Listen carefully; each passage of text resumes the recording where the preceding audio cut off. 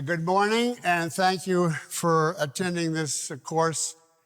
I can't say on the last half of my book, The Dim Hypothesis, but at least on excerpts from the last half. I say that because in TypeScript, the last half is 205 pages, and in the 6 lectures of this course, I'm delivering 100, sprinkled from beginning to end. So I've cut 105 pages, but there is continuity, so I just want you to know that there's more, so when the book comes out, I'm not supposed to solicit, but. And now the first half of this, of the book and of this course was given in 2007 in Telluride. And of course, I can't begin to summarize, but I hope you all got the handout, which gives you probably, if you're a complete beginner, unintelligibly, a summation of all the schools and movements that we covered. But what I do want to do, I'm just having a timer if I don't start, is go through briefly you got the summary of material that was covered at Telluride. I'm presupposing that you read it carefully. I'm just going to state the essential points. Starting with the dim hypothesis, that second sequence, all those dots across the page mean the end of a sequence. The whole essence of the book is that if you want to find the real nature of a society in the West, not necessarily in the rest of the world, but in the West, which is governed by philosophy, it lies in that society's view of the fundamental process of the human mind, which is integration. Now, my thesis is, A, that is the fundamental, that you can pick up the essence of a society from that, and that if you trace Western history, you'll see that really different views of integration have characterized and actually defined each period from ancient Greece all the way through the present. And if you can understand the sequence, you have a good basis to make a prediction of what is coming next. And that's the whole nature and purpose of the book. So next sequence, the first issue is, of course, the foundation of the book is the importance, the fundamentality of integration. I don't take any other mental process as fundamental. There are many others, but they, in my view, are adjuncts to or necessities of integration. But integration is the key. By integration, I mean the formation of a whole by means of connecting items that are otherwise separate, putting together, synthesizing, uniting, as the Greeks put it, making a one out of the many. On the simple physical level, there's a whole bunch of nails and boards. That's the many. That is non-integrated. But if you put the nails in the boards in a certain way, it is, let us say, a table. That is a whole. And given your purpose, those parts are together necessarily the way they are. If you put the nail in the wrong place or the wood up in the air, then the whole thing would not be a table. So integration is connecting necessarily parts into one unity. This is a concept discovered by the Greeks, and the first practitioner of it was, of course, Thales, who said that everything is water. That's the one that unites everything, the whole world, as opposed to earlier views that, there's fire and there's people and there's mountains, and that's what they're made of. Now, I give you many examples, which I'm not going to repeat here. Examples of integration, this is just a few examples, both within the mind and then in ordinary life, a school, a novel, etc. And the opposite of integration is juxtaposition. That is merely two things together without any necessary connection. A board there, a nail there, a board there, they may be touching, but they have no necessary connection. And that's what the Greeks called the many without the one. And of course, what they were looking for was the one in the many, the water in all the different physical things that unites. So that's point one, integration and its fundamentality. Now, the next point is there are only three different basic approaches possible in integration and in anything that we do voluntarily.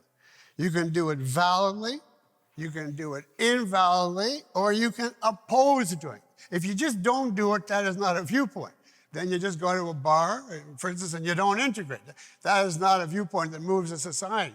But if you oppose integration and you say it's bad, don't do it, that is a viewpoint, and unfortunately, a very popular one. And I give you the example how it applies to diet. And the big three philosophers, which I just call the big three, are Plato, Aristotle, and Kant. And they're the big three in all history of philosophy. They each have a huge era of Western philosophy that they dominate.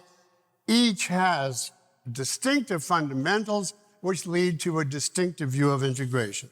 Now, if you turn to the chart, this is all summarized on page 5, and I would keep that chart with you always so that you can review your. In essence, I give you a sort of a summary of each of them, which I'm not going to repeat, but the foundation of a view of integration, the fundamental premises that Plato, Aristotle, or Kant lay down that lead to different approaches to integration pertain to two and only two issues. You cannot tell the person's view of integration from, no matter many, many important issues are not indicative. For instance, his view of free will, his view of causality, his view of values, none of that will tell you his view on what we're looking for. There's only two issues, and they're totally interconnected, mutually imply each other. Metaphysically, there's only one thing. The view of this world in which we live. Is it real or not? And is it reality, in other words, the real world or not? That's the question. And then an alternative is there another world that is reality? And then in the other direction, the alternative is, what do you mean by reality? You know, that's a phony term. I would never say anything is real. So you can consider that 2, 1, and 0. 2 in that there's one transcendent world and this world, but this world is not reality. And 0 in the person just dismisses the whole idea that there's a real world. And that, of course, you know, is Plato, Aristotle, and Kant, or at least the consistent Kant is. And now the only other issue is the relation of concepts to percepts, not the details of how you form concepts, but the relation to them. And there, again, there are three views. Concepts are formed on the basis of percepts and pertain to organizing percepts. They are method of integrating percept, but the important thing is whether the person says integrating. They derive from percepts. They're validated by their relation to percepts. They can't be conceived as independent of percepts. That's one view, and that obviously goes with the world we perceive, which is this reality. Another is concepts are a priori. You better write that one down. A and then P-R-I-O-R-I, you underscore it because it's Latin. Meaning they are independent of percepts. You can reach them, deal with them, reason with them without any reference to the perceptual world. That doesn't necessarily mean innate. They may come from God knows where. Exactly. That's one possible source, and they may come from the fact that a philosopher looks out at the world and he just knows that everything happens in three, thesis, antithesis, and synthesis. All of that is what I call a priori concepts. And that obviously goes with the supernatural world, which the concepts give you insight.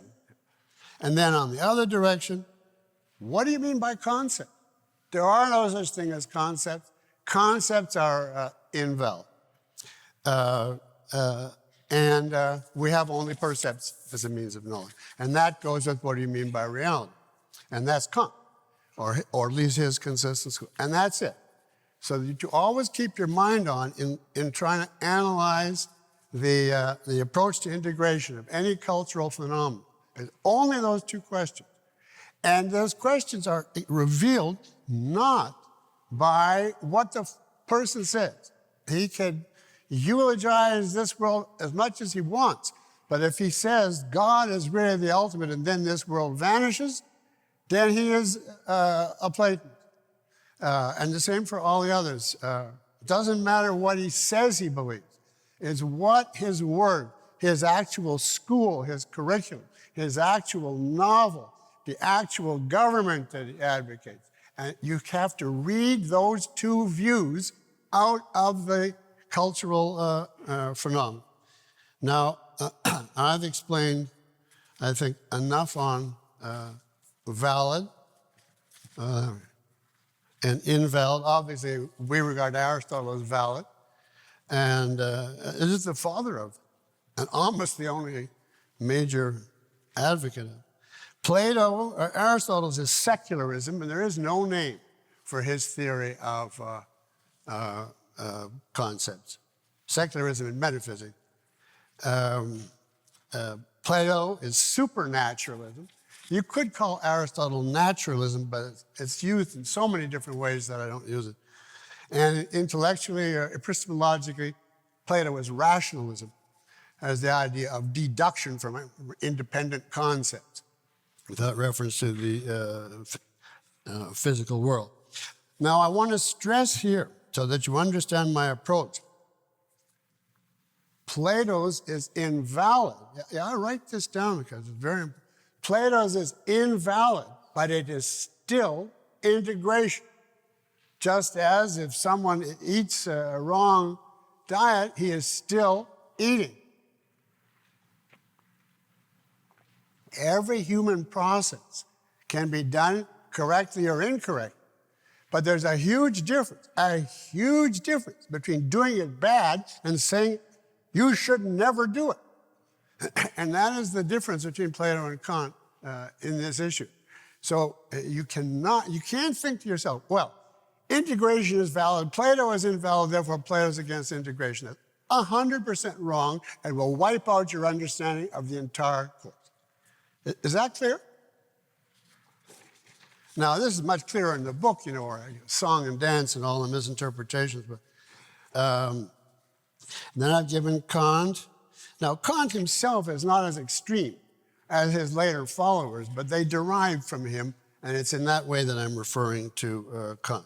So now you know why I call it the dim theory. D, disintegration, I, integration, M, misintegration.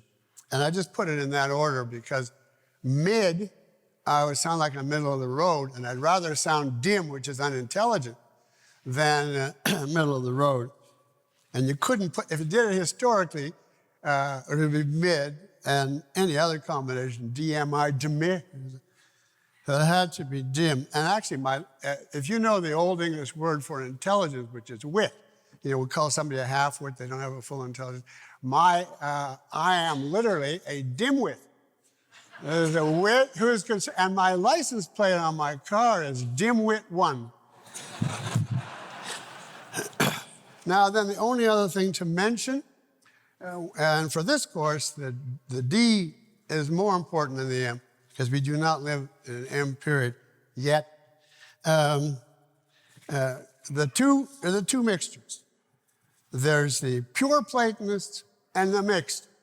And I call those D2 is the pure, D1 is the mixed. Descartes is an example, but not by any means. It was very common in the ancient world also. And they try to put together Plato and Aristotle, and I give you in here how. They say, yes, true reality is the supernatural, but after all, God created this world, so it must be real too. And yes, we get fundamental knowledge from concepts, but after all, we're in this world and it's important. We should try to apply our concepts to this world. And I call those people worldly supernaturalists. They are, did I say D? It's M2 for Plato. Finally, it goes out to the far star and then comes back. It's M2 for Plato and M1 for the Descartes. And then the D, which is more important by far for our purposes, the pure Kantians are D2 and the mixed D1.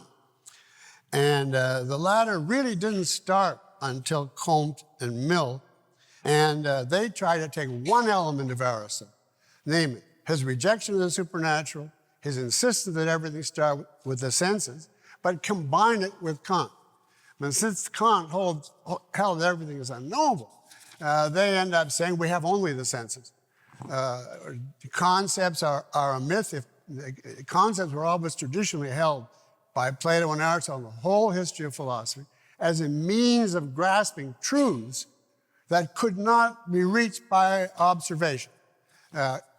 Aristotle said it's based on observation, but it still leads you to the human level as against the animal. And of course, Kant, with his assault on concepts, totally wiped out concepts as a distinctive form of cognition.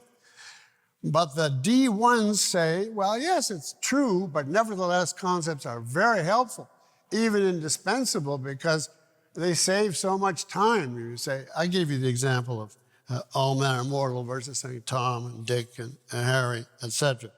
So generalizations are not the big excitement that all the traditionalists said.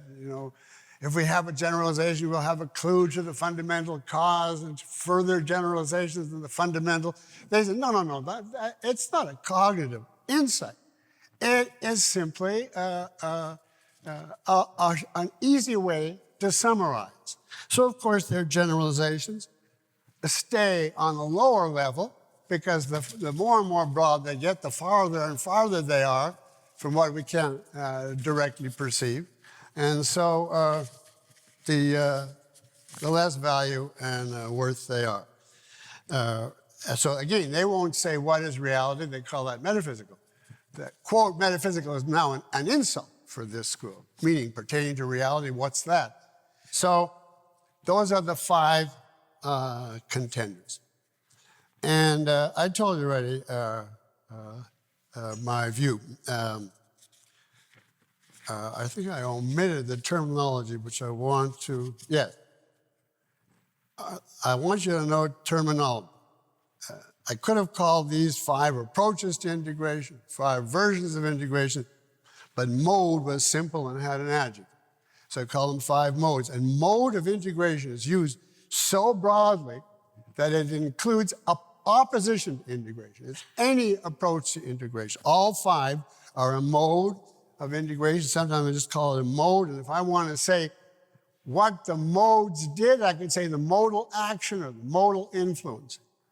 So without that, it would be just too... now, so I called your attention. There's three charts I'd like you to have accessible. Modes of integration, so you can always review why I say M1 and M2. Then this whole progression of Western history, the last half of which I've done, starting from the Age of Reason, and the brief description of each, the mode, the date, the very approximate date, just rough. And then for lecture 3, these are going to be the factors that our abstractists will see relevant to modal change. And then we're going to want to look at the United States and say, what kind of culture do we have, and what is it? Now, if I'm correct, I have to subtract from 70. Okay. So now let's start today. As I said, we covered last course from the Age of Reason to, we didn't do the present, did we? Yeah, we did, right to the present. And now we're going back to the beginning. Now, as I indicated, I picked, you couldn't do every subject in a culture. I picked what I consider the most important four. The most important representative of art, literature, the most important representative of science, physics, except in those eras where there is no physics, and then the two absolutely overarching institutions that affect every society profoundly, and everyone, education and politics. So I cover all four for those 6 eras. There's 24 separate discussions. And I have to stop and look them up every once in a while because I can't remember. Anyway, for all my Oakland courses, I've dropped physics altogether. And for us here, since the rest of the history is just preliminary, I'm giving you only 2 of the 3 we are going to do. But I might sneak in a few sentences about 1 or 2 others. So we're going to start with Greece, and I'm going to pick up literature and politics. The literary works most loved by the Greeks are the epics of Homer, far more influential than anything else. And secondarily, influenced by Homer, the plays of the 3 great dramatists, Aeschylus, Sophocles, and Euripides. There's, of course, differences. I don't deny that between all these people, but they do have essentials in common, and that's all I'm interested in. I'm taking the Iliad as representative. So we have to get some facts in order to figure out any issue of integration. It's the story of Achilles going on strike because of the injustice done to him.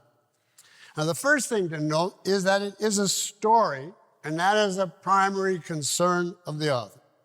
Now, there is some inner life. There's a lot, speaking poetically, but the purpose of the primary content of the work is the actions in the physical world. And the inner life and the outer speeches are concerned to bring about and develop the story. And so there's a lot of dramatic, physical events. It's not just my thought and my feeling. Expropriation, revenge, military strategy, battle, death, victory. And this is the Greek idea of drama. And Aristotle, as always, much later, of course, brilliantly summarizes it. Quote, in a play, they do not act in order to portray the characters. They include the characters for the sake of the action. The first essential, the life and soul of tragedy is the plot. So he obviously attended Ayn Rand's lectures on aesthetic. By plot, Aristotle means the kind of progression later developed in the 19th century by the Romanticists. In other words, necessarily connected events. Iliad being a perfect example of that. Moving logically from problem to climax to resolution. And Ayn Rand wants to explain, not in connection with Greece, what a plot is. She said, if you say the king died and the queen died, that's no plot. But if you say the king died, so the queen died, that's a plot, because there's a connection, a causal relationship. And of course, the Greeks would never say the king died and the queen died. Now let's go home, and, although other playwrights have done so. Another famous phrase that Aristotle originated, a play must have a beginning, a middle, and an end. Now there were rudiments of plot long before Homer. But his epic is the first that we know that integrates a story's events from start to finish. It's a simple plot, and since it was transmitted orally for so long, there's a lot of digressions in it, but that does not diminish his distinctiveness. The practice in earlier cultures had been stories very often, but either telling of the gods' arbitrary behavior, or chronicles relating past history, no matter how illogical, or comedic patter aimed to produce laughter, or tales of omens aiming to induce fear. None of these literary expressions even imagined logically connected narrative that began entirely with the Greeks and, of course, with Homer, because he's the first Greek in the sense of what we mean by the Greeks. Now you're going to say, what about the gods' many interventions in the action and the fact that the Greeks regularly make their obeisances to Zeus's unlimited power? That's all over the Iliad. But despite this, the gods have actually no real effect on the story. And once the Greeks bow and pray, they forget the gods and go ahead and act. They say how unlimited, Homer says how unlimited Zeus's powers are, but what he actually shows is a pathetic omnipotence, because he's supposed to have ordained a war's outcome, but he is so helpless that at one point in the Iliad, he complains that he doesn't know what to do. And at another, his wife seduces and drugs him and regularly nags him for being a tyrant. She does that to his face. Now, you don't do this to the Jewish or Christian God. And the primary concern of the lesser gods is social climbing. They want to reach their status in the divine pecking order. So it's not a surprise that you see in Homer every once in a while one of the human characters openly defying the gods and ignoring what the gods said when the gods get in the way of what he wants to do. And the character has no moral qualm, and Homer approves. The gods are definitely not given unlimited power. Actually, if you look at it philosophically, the Greek view is that the gods are not supernatural, but they're physical entities. They live on a mountain, and they're expressions of nature, like everything else in the world, and they have to obey its basic laws. And their non-omnipotence is really reflected in the fact that they are not movers or even players in the story. They are detached spectators. I think the best word is they're kibitzers. And here's an excellent commentator, if you ever want to read him on this, Jenkins, Jenkyns. I didn't bring any footnotes, and I can't remember his first name, but look up Jenkins, if you Google him on the Iliad. The essence of human gods, of Homer's gods, he says, lies in the lightness of their emotions. On the one level, they are keenly caught up in the great game of war, but deep down, they do not care a whit. And then Will Durant, he puts them even lower. The Olympians have essentially the function of comic relief, unquote. And then I go on to a section on the tragedies, the later tragedies, and it's essentially the same. They, too, live up to Aristotle's, again, famous definition that drama must have all the organic unity of a living creature. The structure must be necessarily connected, and the gods are not part of this. Now, this much is true. The Greek writers usually present the problem that generates the story as of divine origin. The gods, in effect, write the prequel. And the humans then take it and deal with it from there. Now, I think that is culturally significant. It's important. You can't blot that out, or you will not understand the development of history. But that is not modally significant. It doesn't change what they actually, or the approach to integration they actually use in the work. This use of the gods as the introducers, the setters of the problem, does not affect the methodical, logical interconnectedness of the elements. And the proof of this is that it's called the divine framework, Zeus and his whole party. If you remove all of them from the play, and or from the epic. And you just tell the whole thing as what's left when you get rid of Zeus and all the rest of it. The exact same story with the same start, everything the same, with one possible detail. Like Paris' lust for Helen and Menelaus' passion for revenge, which is what's supposed to start the whole war, are perfectly self-intelligible emotions. You don't need a jealous goddess to stir them up. I mean, that's a triangle that goes back to prehistory and forward to Hollywood. Well, that's what I have to say about his story. Logically connected with the supernatural inessential. Now let's look at character. I cover only 3 things in regard to literature. Story, character, and theme. If you're going to have epic action, that requires epic protagonists. And here, the archetype is, of course, Achilles, the mighty warrior, but not just a mighty warrior. He is everything good. He's illustrates what the Greeks call arete, excellence in man qua man. So, of course, he's strong, he's an actor, but he's also eloquent, he's a poet, he's an intellectual, he's an impassioned moralist, he's plays the lyre with artistry, he's a wit, he's got a sense of humor, he really loves his friends. I mean, this man is a hero. And he illustrates all of it is not just a collection of attributes. That's the important part. They're all integrated by the one fundamental. He is the Greek idea of self-fulfillment, which is an egoistic idea. Self-fulfillment through the development of physical skill and rational faculty.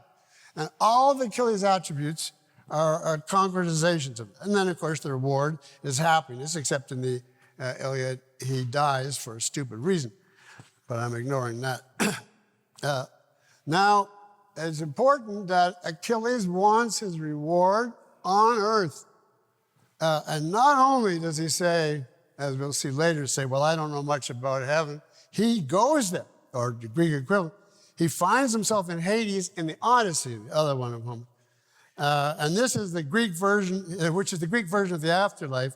And this is what he says when asked, well, what do you think of this? He says, quote, I would rather be a serf on the land in service to another, to a poor man of no great substance, than be king among all the corpses of the dead. So if you open the pearly gates to him, he would run. Now, again, the gods have little effect on the characters, especially they do not affect the confidence or moral stature. And as a matter of fact, the characters have much greater moral stature than the gods. And I have a whole list here how none of the gods could bear comparison with Odysseus in intelligence, with Hector in heroism, etc. And then this author concludes, only a poet of the 6th century could have made such farcelings of the god and such strong heroes of the humans. Now, the reason that the gods don't subvert man's confidence is the fact that gods have to submit to nature. And they have to do so because they're finite. And because they are finite, limited, and worldly, they are easily graspable by man and dealable with by man using his own unaided mind. There's no question in this, the most exalted worship of Zeus has no connection to adoration of the ineffable form of the good, which was Plato's idea. On the contrary, these people have Googled the gods, and they know all kinds of things about the gods. They know their location, desires, rivalries, pettiness, disguises, weaknesses, strengths, musical taste, lineage. They know these inside out. So the gods are amenable to them, judgeable by their secular reason, And so on a fundamental level, however much they pray, they are untouched. Their self-esteem is not touched. They don't fall to the knees. They amble through perfunctory rituals and then go about what's really important. Now, I should just mention that I think Homer is the least tragic, talking of the serious, non-comedic writers. He does indicate some flaws, but that's not what he stresses. The later tragedies, for the most part, stress man's flaws as essential to the story. But it still does not affect their method of characterization because it is still integrated. The characters are each unified. All their attributes flow from a fundamental attribute, which is expressed in their actions. And however the playwright is pessimistic about man, they never, at the most miserable, get to the idea of original sin. And here Sophocles, who's sometimes very pessimistic, in the Antigone writes the famous sentence, "Many wonders there be, but not more wondrous than man." And that is a Greek, and only a Greek attitude. Now, since the attributes are all unified, they embody some abstraction. For instance, rebellion against injustice, that's Achilles. Fidelity to a moral law, that's Antigone, etc. But the important point is, while they are individuals who embody an abstraction, they are individuals. They're not reducible to the abstraction. They are not more or less interchangeable reciters of elegant verse, which is what the playwrights of the Age of Reason, the 17th century, were. They are not expounders of abstract ideology, which is what literature was under Stalin. They are individual men and women. They burn with desire, tear their hearts out in grief, go mad with rage, etc. And the passion connects to everything else we know about them and motivates cataclysmic worldly actions often. And therefore, they do not come across to an audience as floating abstractions, nor as meaningless concretes. Mr. Smith went to the drugstore and had a Coke, etc. They are real men and women, but their lives have universal meaning. So the characters reflect the union of the perceptual and the conceptual. And that's what you look for in characterization in literature. Is it on the abstract? Is it just the concrete? Or is it the integration? And in Greek literature, definitely the integration. Now let's jump to theme. If there's going to be characters unified with an abstraction following a logical progression, obviously there's got to be some kind of general theme, a meaning that will govern the selection and integration of all elements, the events and the characterization. And therefore, an author who wants that kind of integration has to be very, very selective, picking out only those events and characters that will add up to what he wants.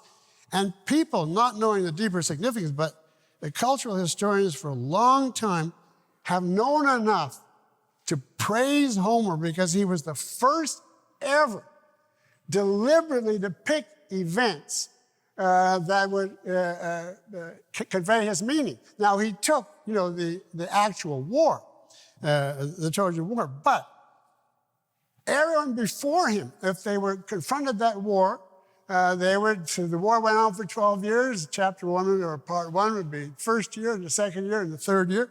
Homer ignored everything but the 11th year, which was just unheard of. How could you do a war and leave out 11/12 of it?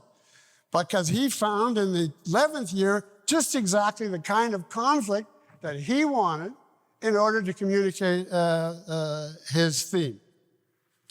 Now, if you want my idea of the theme of the Iliad, it's the dependence of humanity on the strong and the disastrous result of being unjust. You can see if you ever heard a theme like that before. It's a little more fully developed today. And notice that the theme is what gives the play its value to the Greeks. Now, there were many conventions that the Greeks had to follow, partly due to the origin of the theater in religion and the few stage materials that they had to use. But they did not regard their perfect obedience to those rules as relevant to the play being important. Now, if you think of the substance of the play as the matter and the rules as the form, then the Greeks were strongly, to them, what was important was the matter. And if you knew classicism in the modern world, you'd see that was the exact reverse. Well, because they were Platonists, and here we're not. And here again, though, abstractions throughout the Greek works, literature and otherwise, are always tied to concrete, perceivable individuals. So the Greeks do not give their abstract meaning by a whole bunch of concepts. You know, man is so-and-so, and since we depend on this, they don't say that. It's not words and speeches. It's a succession of concretes, of specific people and events that are available in principle to the perceptual level. And that is essential to their works. If you just state a theme without a concrete story, that is not a play, not for the Greeks. And if you just say, there was this battle and this war and this battle, that is not a play for the Greeks. That's a newspaper column. Now, let's just be sure we cover one point here. Now, because Greek literature is so secular, several analysts, intelligent men, have gone so far as to interpret the Olympians out of cultural existence and to say it isn't gods in any sense. It's just, well, here's one says, for instance, these reference to the gods is merely a technique by which in the era before philosophy, a play is given metaphysical grounding. So when we would say, this is the inevitable working out of events, they, before grasping the whole principle of causality and so on, would say, this is the plan of Zeus. But the idea is to say it's not an issue of caprice, it's inherent in reality. So he just tosses out all the gods as just completely extraneous. Now, that is unquestionably true in regard to the modal nature of the Greeks in all events, characters, and theme. So I don't deny that, but I don't think we can throw away the gods that easily. But as it remains true, well, let's put it this way, that the gods do capriciously inflict problems on man, and that he has to struggle. That's the religious part. And that does not dictate his stature or the logic of his struggle. That's true. But it does suggest that there's something operating in the artist. This is just to me. There's something operating in the artist beyond just linguistic inadequacy. I think it's a belief that doesn't govern his thought as a creator, but is nevertheless has some reality in his feeling. A belief, in effect, that the universe at large does not have the logic and intelligibility that he dramatizes within his play, or doesn't fully have. In other words, there's definitely an element, I think, a remnant of what was the dominant in man from prehistory on.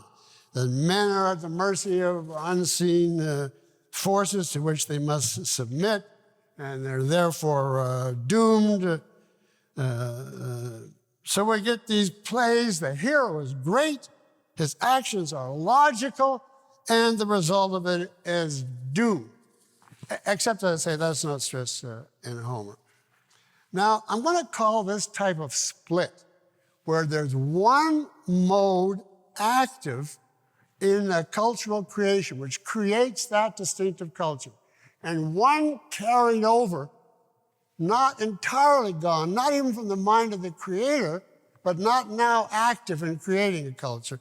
I'm going to call that, well, you can call it a mental set on the back burner, or a background mode, which is incompatible with the one now shaping the culture, but nevertheless has some presence, even in most of the advanced thinkers who have actually broken with it, primarily in the form of a clashing feeling which they perhaps don't have any idea is a clash.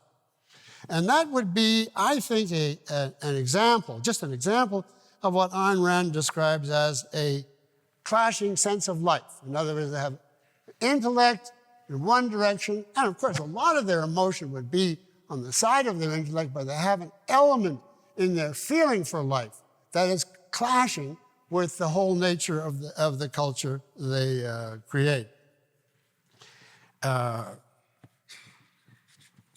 So I would put it this way. The Greeks, in effect, carve out a logical realm within a universe felt by many of them as illogical. Their method of thought expresses the essence of their revolutionary new view. Man is metaphysically autonomous and self-confident. But the feeling of thought, the feeling of life, is to some extent the age-old sense of the helplessness or inadequacy of man. Now, you might say, oh, isn't that, how could they do that? I don't think that's a problem at all. I think anything else would have been a problem, because we are at the very beginning of the West, and it's only thanks to the Greeks that we have a West. So you cannot expect them. It's like people emerging, from barbarism, and they come up with all the ideas for a rational world. They haven't time yet to go into psychotherapy. They don't even know that there are emotions and that they conflict. They're pushing the fog, but they don't know that they've still got, a lot of the snow on their back. So we have a spectacle, which I think understandable but staggering, an unprecedented culture defined by a brilliant new method, regularly conveying a diametrically opposite view of life. So both of those are important, but for us now, we're concerned with the method, because that's what counts. If people follow that method long enough, the old remnants, the back burner, would just turn out. Now, if you are interested in the modern world, the continuers of this view were the 19th century Romanticists, and they are in the same mode as the Greeks, and that is I. Greek literature is obviously I. Now, I'm not supposed to cover science, but just in a few words, science, everything. Science, like drama, started in Greece. Thales, Euclid, Hippocrates, Archimedes, all kinds of brilliant innovators. And the common principles of all of them were study the physical world, start with observation of sensory facts, try to formulate abstractions which will give you general laws and structures on a purely rational, secular basis. Now, the greatest of all these Greek physicists was, of course, Aristotle. Now, I mean Aristotle qua physicist, not just qua philosopher. But I'm not going into his physics. You can get that from my book if you want. Now, of course, there's a lot in Aristotle that is wrong, a lot of the Platonic admixture, and a lot of plain factual mistakes. But if you look at it from the point of view of the mode, it's unequivocal what it is in his physics. It's I. A quick aside here. I explain in the book that I try to find a mode that is not synonymous with an evaluation of it. It is not. The fact that I like Aristotle has nothing to do with mode. I like a lot of novels that are not I.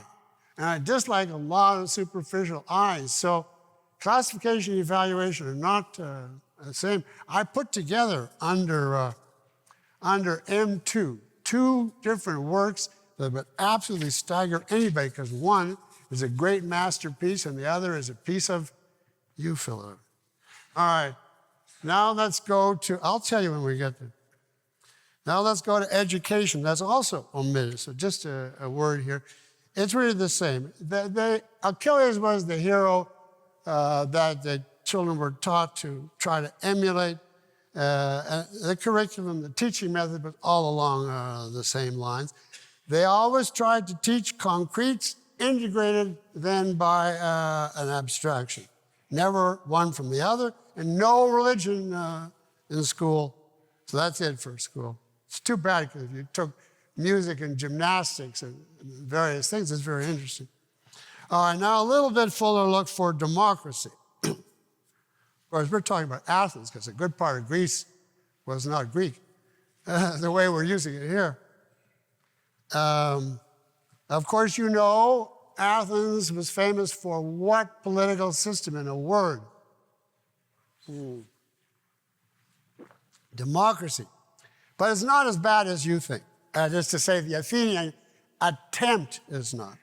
They did not believe the majority is always right, and whatever the mob says is what should go. Sometimes it worked out that way. Their approach to politics starts with the idea that two values are fundamental. First, a man's self-determination. A proper system must give a man freedom to make his own choices, direct his own actions, and live his own life. But that is not all, according to the Greeks. There is a second, and that pertains to man's relation to his fellows. And their idea of that was not service to others or anything like that. It was the man's ability to appreciate Greece's cultural treasures and thereby to participate fully in the life of Athens. Those were the two values, and they said each implied the other. If you just took a man and thrust him into a group without choice or autonomy, he would be a slave. But if you took a man and you put him in Athens and he shunned the minds and achievements of the rational culture all around him, that is tantamount to discarding reason and turning yourself into an animal. So either way, he is not actualizing his potential as a rational man. And that is the ruling goal of politics, just as of education.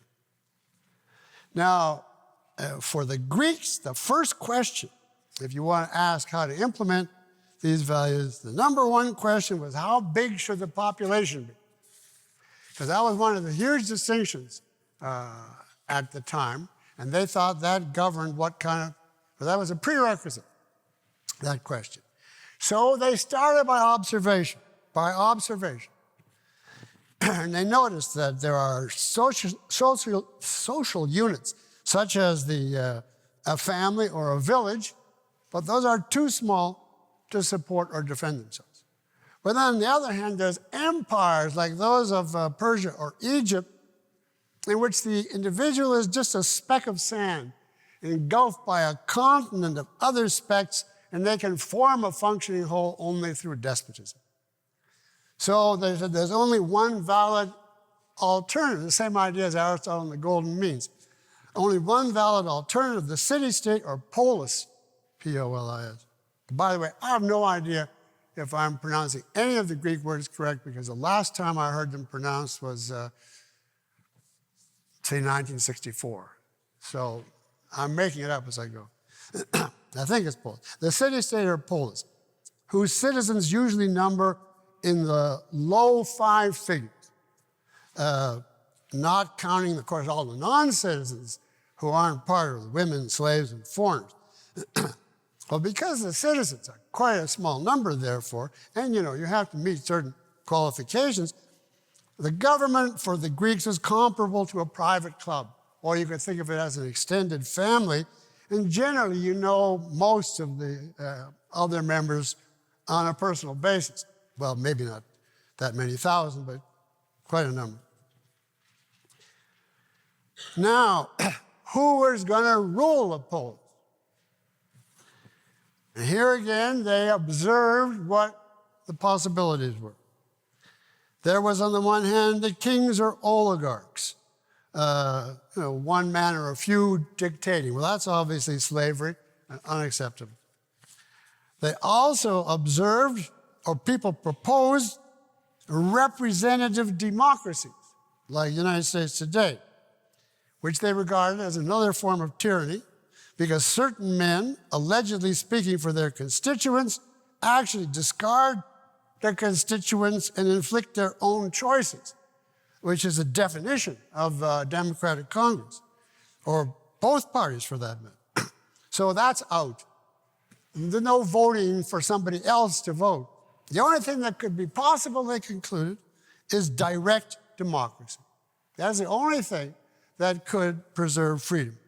Only if all the citizens rule together, each with the same power to determine the outcome in any given issue. Only then does every man enjoy equal power with the rest in determining his fate.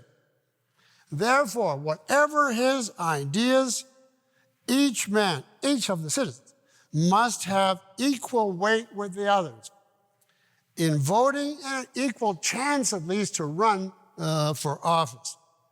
The idea being, even if you lose the vote on some issue, you still are wide open to win on another.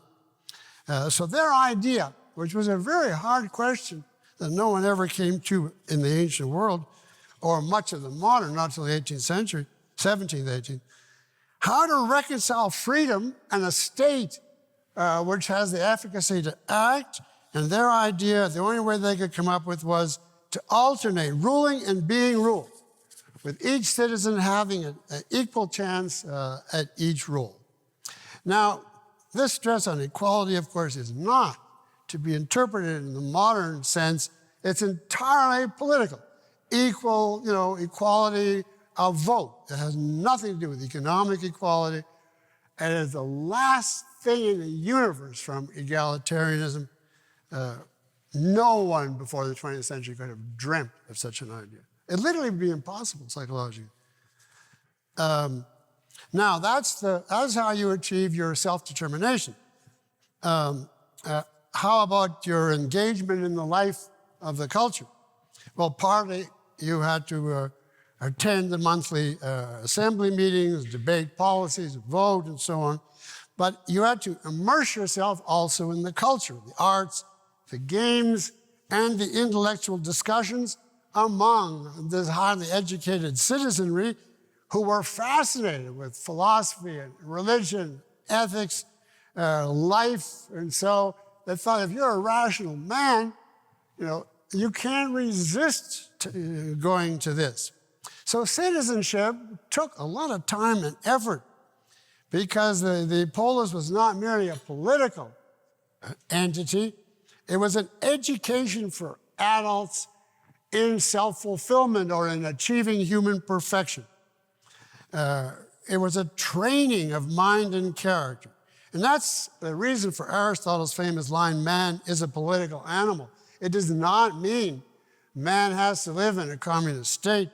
It means he reaches his full actualization only in a polis. Now, the Greeks did stress, besides the importance of cultural participation, as I've indicated, self-determination. It is crucial for them that a man be free. And they made it very clear, besides the citizen, there is the individual. And he too must be fulfilled and preserved. And this requires that he be free. So the Athenian was expected to combine two elements in his life with neither overshadowing the other. You have to have political liberty to participate and private liberty, as one commentator, or as the OCD, Oxford Watt Dictionary, CD. I read these all so long. and private liberty to live as one pleased, unquote. So they had no fear that free individuals, if they had no dictator to hold them in check, would run amok, looting and raping, etc. Just like the Founding Fathers. Or I should say the Founding Fathers, just like them, held that men are rational beings, so they can be trusted to pursue their goals and run their government and respect the prerogatives of one another. Here, by the way, is another very good book, Sabine, again I forget, S-A-B-I-N-E, A History of Western Political Philosophy. Very good, much more perceptive than most. He summarizes a very good quote. Government is no mystery reserved for the Zeus-born noble. The citizen's freedom depends upon the fact that he has a rational capacity to convince and to be convinced in free and untrammeled intercourse with his fellows, unquote. Now, you can see this, if we had time, both in their treatment of intellectual matters and of economic matters. They were strongly for free speech, even though they were very bad in regard to Socrates. But generally speaking, as one commentator puts it, Greeks typically allowed and even enjoyed reckless, scurrilous, and often ill-natured speech, even in times of war, unquote. So there was nothing of that sort. As far as material economic possessions, I'm quoting now from somebody, but it's a reputable commentator. The law of property is uncompromisingly severe. Contracts are rigorously enforced. All jurors are required to swear that they will not vote for an abolition of private debts. And each year, the head of the whole thing, on taking office, has proclamation made by a herald that he shall remain in possession of an absolute master of his goods. So they're very strong on that. And beyond that, they were also worried that the procedures of the government with the majority rule might permit inroads on individual liberty. So they put all kinds of procedures, committees and so on, that the potential legislation had to go through to either prohibit or at least strongly limit this kind of what they would call hasty, mob-inspired legislation. There were committees, courts, councils, advisory officials, administrators, all over to hamstring the process. Now, you see, the thing is, they lived centuries, millennia before the concept of individual rights had been identified, or centuries if you're going to give its anticipation to the Stoic. They had no philosophic grounds at all on which to base the Founding Fathers or Lockean approach to government. And so they had no principle underlying their limitation of government powers. They had only procedures to slow it up and statements that you can't do it, but the power actually remained with the assembly. Their idea was, well, we're all so close-knit and rational, we'll never run hog wild. But, of course, they did. So alongside this commitment to private property and free speech, you see a substantial welfare program. They imposed conscription. You know what they did to Socrates. And each case they claimed this was necessary to achieve the fundamental values of the polis, and it doesn't unduly interfere with the freedom, but of course, who defines that? Now, another point here. Though the Greeks agreed they would follow majority rule, they didn't believe that any particular majority decision was necessarily rational or just. In their view, the fact that society approves a statute or even approves a whole political system is irrelevant to its validity. So they were Greek in this regard too. It has to be objective in order to be called rational. Politics has to be based on reality for them, just as science. And in this, they followed completely in the line of the earlier Greek physicists. The physicists sought universal laws of nature based on observation and perceptual experience, laws that integrated a huge amount of data, and the people in the political world had just the same viewpoint. The political action, in their view, is validated by its conformity to nature, to reality, physical reality. And it cannot be judged merely by a vote in the assembly. On the contrary, the vote is to be judged by reference to laws of nature, natural laws. That's the first time that concept has come up. Natural laws independent of man. Now, very early, these laws were regarded as divine in origin. But as early as Hesiod, the defense of these laws became, they are the reasonable laws in human life on the basis of what we observe and know of life and reality. So the divine pedigree gradually receded into the background and became myth at the end.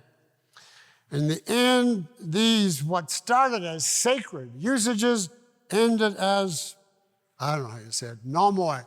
When Robert Mayhew lectures, he can give the correct pronunciation of all these. Nomoi, which were man-made laws. And as one commentator puts it, in these codes, law freed itself from religion and became secular. And of course, this was essential, this idea, to Locke's later idea of or discovery of individual rights. And more than that, so it wasn't a juxtaposition, it was a body of law, just as there was integration in physics, a system, and then they held it had to be written down so that people could grasp it in advance and act accordingly. And thus Aristotle is another immortal line of his. It was the first society in history to cherish, quote, a government of laws and not of men, unquote. So you see, they are not just do whatever you feel every individual or mob decides. Not at all. That was not the intention or the setup. That's the most they could do. Now, if you try to classify the essence, I've got a timer here and I'm running out. If you try to classify the essence of Greek politics using modern political terminology, I don't know how you would do it, because it's not individualism, since the theory allows unlimited state power. It's not collectivism, because it regards the individual citizen as the only real, observable political entity, and his personal excellence as his proper ultimate value. It rejects the whole idea of a God-formed collective or an organic collective that the individual must serve, into which he must submerge himself. So it's not collectivism, it's not individualism, and it's certainly not the modern mixture, the mixed economy that tries to combine the two. Because the proper approach in their view is the opposite of a mixture. A mixture is a juxtaposition. This and this will take some elements from each, whereas for them, they have a principled approach based on objective values and causal sequences, ultimately coming from the observation that leads to immutable facts of reality. So I would put it this way. Their politics is as individualistic and principled as was possible in the absence of modern Lockean Enlightenment political theory, which would have been impossible without this kind of foundation. So the Greeks, and then to a lesser extent the Romans, that's it. That's only 3 minutes more. To a lesser extent, the Romans thus took major steps toward the American Constitution and Declaration of Independence. And they, of course, left major steps for posterity to take. Regrettably, the march didn't pick up again for about 2 millennia. Now, just to summarize the politics, it's offered as an integrated system reached by conceptualization of perceptual data, secular throughout. And in this way, the Greeks and the Founding Fathers have the same modal approach. Greek politics is I. So now we can say, what is the common denominator? Uniting all these branches, literature, two that we touched on, politics. To seek integration in every area as an essential of thought.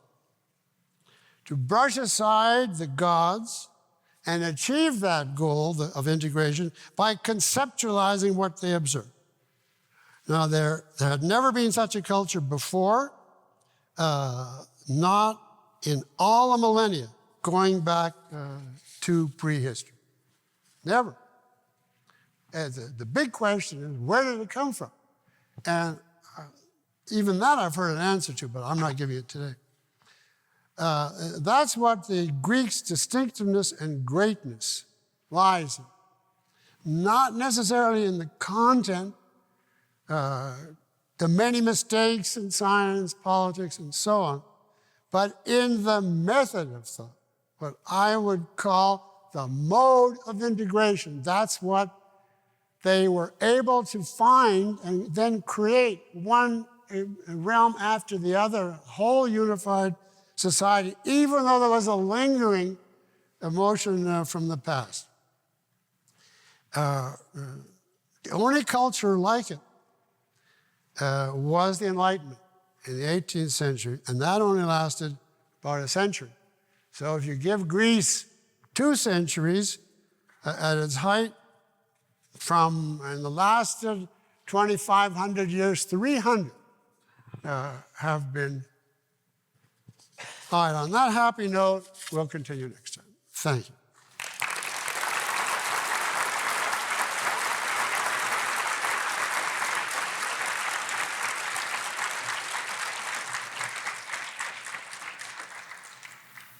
So I just have a quick question. You mentioned early on that the West is a society guided by philosophy, and I was wondering if you could elaborate on how you determine whether a society is guided by philosophy in general or not.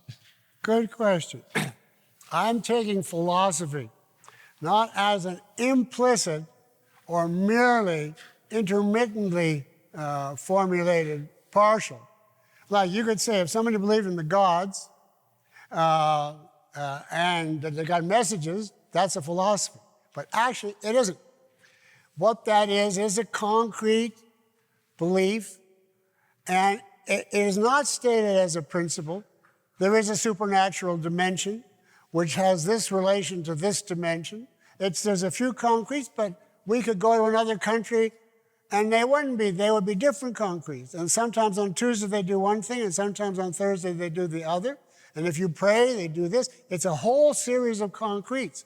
Now, if you go in after the Greeks say, well, these people implicitly believe in the inefficacy of reason, the transcendence of the supernatural, etc. If you told them that, even in their language, they would have no clue what you're talking about. Because philosophy is broad abstractions, articulated abstractions. So the most you can say about the pre-Thales view is that they had a number of concretes which imply or could lead to if a mind came and organized them. And this is true not only in philosophy. You know, for instance, in astronomy, there were many observations, but they were just observations, from previous societies. Now, only the Greeks put together a view of the totality that integrated. That was true in math. They had proved a lot of different theorems and whatever in previous cultures, but they had nothing like Euclid, where you have axioms and it's a whole system. So you don't have philosophy anywhere in our prehistory until the first sentence of philosophy was, all things are water. That is a universal, explicit statement with the idea that he's integrating everything And the preceding minds would never think that. They would think some things are water, some things are bananas, some things are professors. They wouldn't even get the idea of the natural world, let alone of another world. That is a very broad abstraction. So now I'm not commenting on the Orient here because I don't know Oriental philosophy at all. They have had high civilization. And for all I know, they have their own flaw. I would never make a prediction. As the world stands right now, it looks to me like the Orient and the West are going in different directions. So I don't think, I would never make a prediction. Does that answer? Yeah, I was thinking about the Orient in specifics. I don't know the Orient, I'm sorry. That's not the same as prehistory. They have a very illustrious history and a lot of thinkers, but there has not been much interaction except their mysticism through Plato and, the 19th century. Yes? Thank you for the lecture. A question about your book. About the predictive power of the dim hypothesis. I'm sorry, a little louder. A question about the predictive ability of the dim hypothesis. Yeah. In your book, do you attempt to show that every phase of history was inevitable or predictable? No. You can't. No, absolutely not. I think that many eras are very understandable after, but that you could not in the beginning predict. Now, in many cases, as you'll see, there's a distinction according to which mode is dominant. When certain modes are dominant, you can make a definite prediction. When other modes are dominant, you can't. And the events can happen that absolutely shatter the dominant mode, which you could not predict. The most obvious example, now I'm giving you material from lecture 3, if you don't mind, but if you lived in the 11th century in the West, and someone said to you, what's coming in the 12th or 13th century, I'd say, well, they've been going for centuries this way. There's nothing but the barbarians to challenge us, or what do you call them? Infidels. So we go on indefinitely. And they had I'm giving you my lecture, but what it amounts to is you could not have foreseen that a time bomb like Aristotle would explode and blow the whole thing. You couldn't. And I think the same is true. Never mind. I'll give you the lecture, that's lecture 3. But definitely, I don't believe in determinism, but I do believe that certain modes, if they're not radically changed, have to lead to a certain result, and that not all modes at all stages can be changed. It's like the point of no return. When you get there, it doesn't make any difference. And I give examples of that, but I don't want to give my whole course right now. Thank you. But I do believe in free will. I don't believe in any determinism. Yes?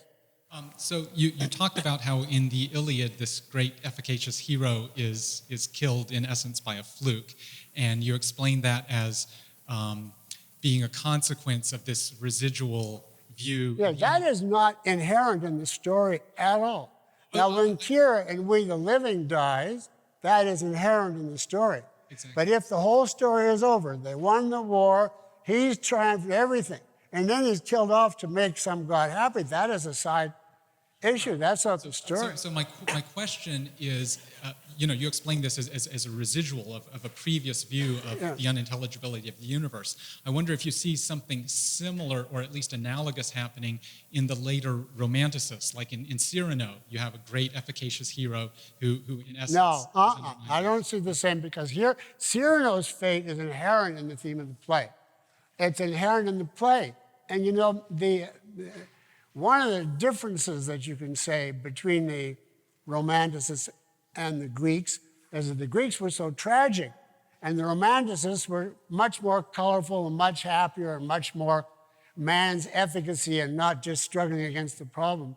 But it's still true that the Romanticists were in a Christian era, and they still accepted, even, in the early 19th century, they still accepted emotionally the Christian view. And consequently, they're all, most of them, many of them, are tragic.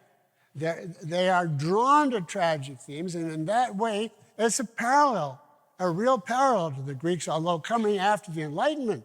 And with the benefit of the Greeks and science behind them, they're not as tragic and much more, happy and benevolent. But Cyrano's death is an absolute illustration. Now, I don't want to take the time, but if you go, I've got a course somewhere which takes Cyrano, analyzes what the theme is and why he had to die that way. And basically, in broad sense, it's like Kira, if she escaped across the border, or he left, Roxanne, and went on the computer and found somebody, it would not be that way. Yes, sir. Your theory, you apply it to literature and physics, and whether or not you hold differentiation, integration, or misintegration, and the kind of things. It's not differentiation; it's disintegration. I'm sorry, but could you also apply it to other fields, say economics, and would it translate in the same way as to the? Well, I think I covered that at Ocon. There's two categories beside the four I mentioned, and to one it applies, and to one it does not. It applies to any intellectual, cultural endeavor that is, for instance, that would be of the type taught in colleges.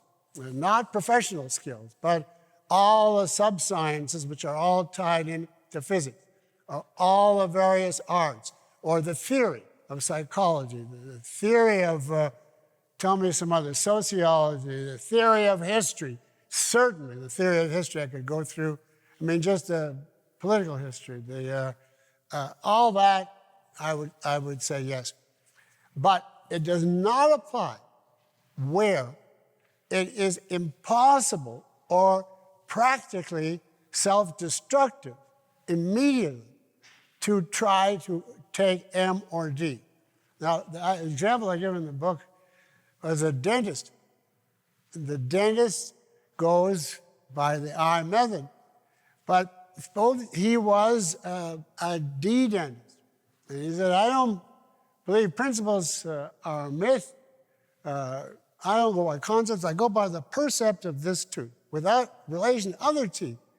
And it looks shiny, this is shiny, so let's scrape it off. He wouldn't last very long as a dentist, although as a professor, preaching that.